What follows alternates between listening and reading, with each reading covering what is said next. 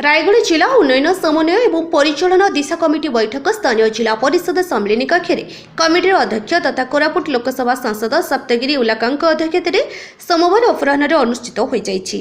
ଏହି ବୈଠକରେ ଅନ୍ୟମାନଙ୍କ ମଧ୍ୟରେ ଅତିରିକ୍ତ ଜିଲ୍ଲାପାଳ ଭାସ୍କର ଚନ୍ଦ୍ର ରଇତ, ଜିଲ୍ଲା ପରିଷଦ ମୁଖ୍ୟ ଉନ୍ନୟନ ତଥା କାର୍ଯ୍ୟନିର୍ବାହୀ ଅଧିକାରୀ ନିହାରଞ୍ଜନ କହଁର, ଜିଲ୍ଲା ମୁଖ୍ୟ ଚିକିତ୍ସା ଓ ଜନସ୍ୱାସ୍ଥ୍ୟ ଅଧିକାରୀ ଡାକ୍ତର ଲାଲମୋହନ ରାଉତରାୟଙ୍କ ସମେତ ଅନ୍ୟ ଜିଲ୍ଲାସ୍ତରୀୟ ବରିଷ୍ଠ ଅଧିକାରୀମାନେ ଉପସ୍ଥିତ ରହିଥିଲେ।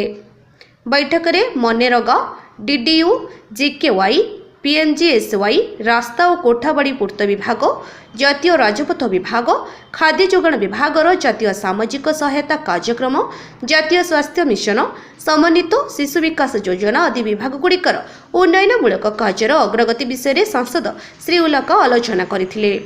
सांसद पांठि निर्माण होइथिबा उन्नयनमूलक प्रकल्पगुड़िकर कार्य शेष होइथिले मध्य अनेक निर्माणकारी संस्था माने अर्थराशि पाइ नथिबा अभियोग हेबारु सांसद उद्वेग प्रकाश करथिले।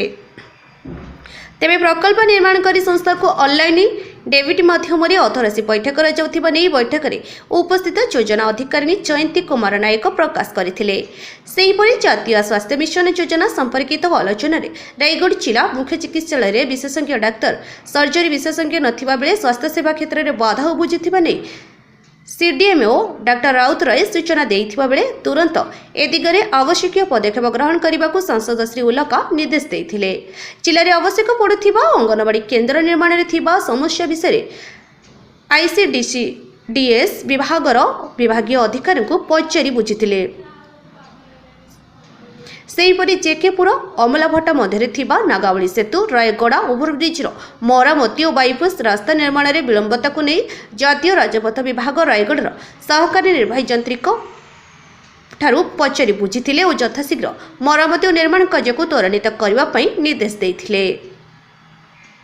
जातीय सामाजिक सहायता कार्यक्रम माध्यम जिले में जोगाई दि जाउथिबा विभिन्न सहायता संपर्क में बैठक में जिला मुख्य खाद्य जोगाण अधिकारी उमेश चंद्र स्वाई उपस्थापन करथिले। एही बैठक में अन्यमानक मध्यरे दिशा कमिटीर सभ्य माने उपस्थित रहिथिले।